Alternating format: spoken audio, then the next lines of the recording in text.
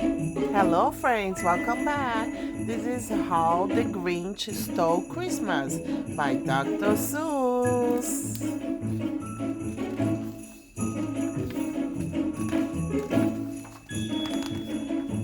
Every who down in the Whoville like Christmas a lot. But the Grinch, who lived just north of Whoville, did not. The Grinch hated Christmas, the whole Christmas season. Now, please don't ask why. No one quite knows the reason. It could be his head wasn't screwed on just right. It could be, perhaps, that his shoes were too tight. But I think that the most likely reason of all may have been that his heart was two sizes too small. But whatever the reason, his heart of his shoes, he stood there on Christmas Eve, hating the Who's, staring down from his cave with a sour Grinch frown at the warm, lighted windows below in their town. For he knew every who down in the Whoville beneath was busy now, hanging a mistletoe wreath. And they are hanging their stockings, he snarled with a sneer. Tomorrow is Christmas. It's practically here. Then he growled, with his Grinch fingers nervously drumming.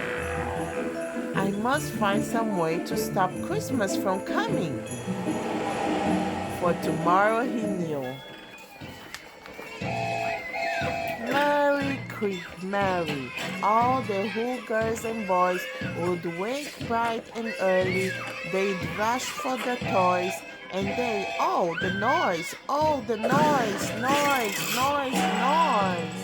That's one thing he hated. The noise.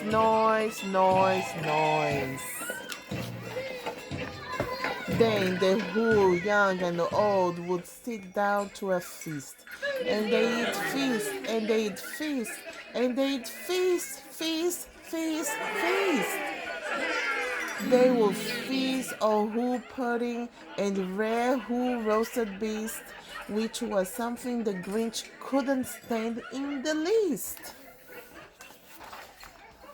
And then they'd do something like the least of all. Every Who down in Whoville, the tall and the small, would stand close together with Christmas bells ringing. They'd stand hand in hand, and the Who's would start singing. They sing, and they sing, and they sing. And the more the Grinch thought of these Who Christmas sing, the more the Grinch thought, I must stop this whole thing. Why? For 53 years I put up with it now. I must stop this Christmas from coming. But how? Then he got an idea, an awful idea. The Grinch got a wonderful, awful idea. I know just what to do. The Grinch laughed in his throat, and he made a quick Santa Claus hat and a coat. And he chuckled and chuckled. What a great Grinch trick! With this coat and this hat, I look just like Saint Nick. All I need is a reindeer. The Grinch looked around, but since reindeer are scarce, there was none to be found. Did that stop the old Grinch? No. The Grinch simply said, if I can't find a reindeer, I'll make one instead. So he called his dog Max. Then he took some red thread and he tied a big horn on the top of his head. Then he loaded some bags and some old empty sacks on a ramshackle sled, and he hitched up old Max. Then the Grinch said, get up! And the sled started down towards the home where the Who's lay and snooze in the town. All the windows were dark, quiet, snow filled the air. All the who's were all dreaming sweet dreams without care. When he came to the first little house on the square, this is stop number one, the old Grinch Claus, he said, and he climbed to the roof, empty bags in his fist. Then he slid down the chimney. A rather tight pinch, but if Santa could do it, then so could the Grinch. He got stuck only once, for a moment or two. Then he stuck his head out of the fireplace flue, where the little Who stockings all hung in a row. These stockings, he grinned, are the first thing to go. Then he slittered and slunk, with a smile most unpleasant, around the whole room, and he took every present: pop guns and bicycles, roller skates, drums, checkerboards, tricycle, popcorn, and clowns, and he stuffed them in bags. Then the Grinch very nimbly stuffed all the bags one by one up the chimney. Then he slunk to the icebox. He took the Who's feast. He took the Who pudding. He took the roast beef. He cleared out that icebox as quick as a flash. Why, the Grinch even took the last can of Who hash. Then he stuffed all the food up the chimney with glee. And now, grinned the Grinch, I will stuff up the tree. And the Grinch grabbed the tree and he started to shove. When he heard a small sound like the coo of a dove, he turned around fast and he saw a small Who, little Cindy Lou, who was not more than two.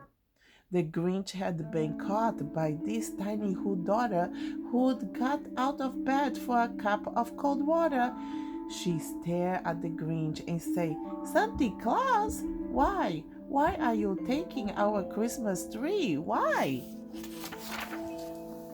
But you know that old Grinch was so smart and so sleek. He thought up a lie, and he thought it up quick. Why, my sweet little tot? The fake Santa Claus lied. There's a light on this tree that won't light on one side, so I'm taking it home to my workshop, my dear. I will fix it up there, then I will bring it back here. And his Phoebe fooled the child. Then he patted her head, and he got her a drink, and he sent her to bed. And when Sandy Lou Who went to bed with her cup, he went to the chimney and stuffed the tree up. Then the last thing he took was the log for their fire. Then he went up the chimney himself, the old log. On their walls, he left nothing but hooks and some wire, and the one speck of food that he left in the house was a crumb that was even too small for a mouse. Then he did the same thing to the other Who's house, leaving crumbs much too small for the other Who's mouses. It was 15:15. All the Who's still abed, all the Who's still a snooze, when he packed up his sled, packed it up with the presents, the ribbons, the wrapping, the tags, and the tinsel, the trimmings, the trappings.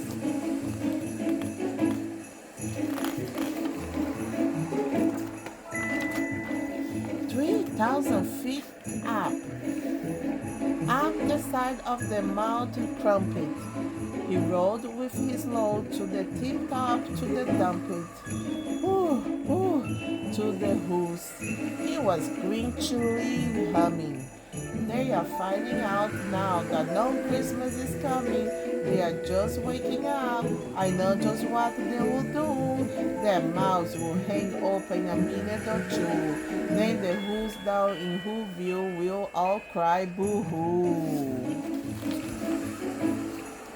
That's a noise, cried the Grinch, that I simply must hear. So he paused, and the Grinch put his hand to his ear, and he did hear a sound rising over the snow.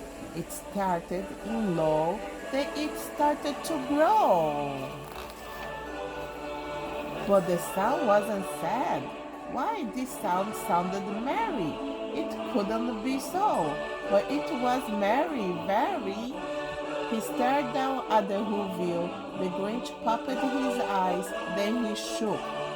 What he saw was a shocking surprise. Every Who down in Whoville, the tall and the small, was singing without any presents at all. He hadn't stopped Christmas from coming. It came. Somehow or other, it came just the same. And the Grinch, with his Grinch feet ice cold in the snow, stood puzzling and puzzling. How could it be so? It came without ribbons. It came without tags. It came without packages, boxes, or bags. And he puzzled 3 hours till his puzzler was sore. Then the Grinch thought of something he hadn't before. Maybe Christmas, he thought, doesn't come from a store. Maybe Christmas perhaps means a little bit more. And what's happening then? Well, in Whoville they say that the Grinch's small heart grew 3 sizes that day. And the minute his heart didn't feel quite so tight, he whizzed with his load through the bright morning light. And he brought back the toys and the food for the feast. And he himself, the Grinch, carved the roast beef.